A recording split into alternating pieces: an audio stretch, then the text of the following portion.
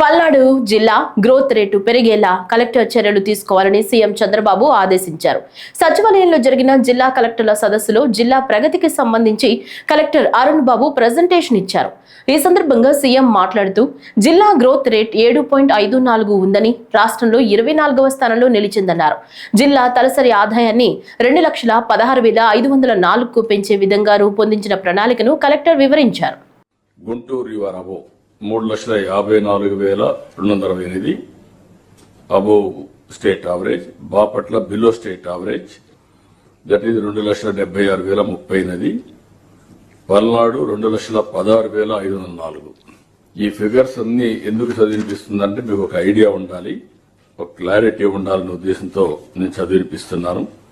అదే సమయంలో ఇక్కడికి వచ్చినప్పుడు మీరు కొన్ని సమస్యలు కూడా చెప్పారు. అవి కూడా ఒకసారి చూస్తే, ఒకటి ఫస్ట్ కృష్ణా డిస్ట్రిక్ట్, కృష్ణా జిల్లాకు వచ్చినప్పుడు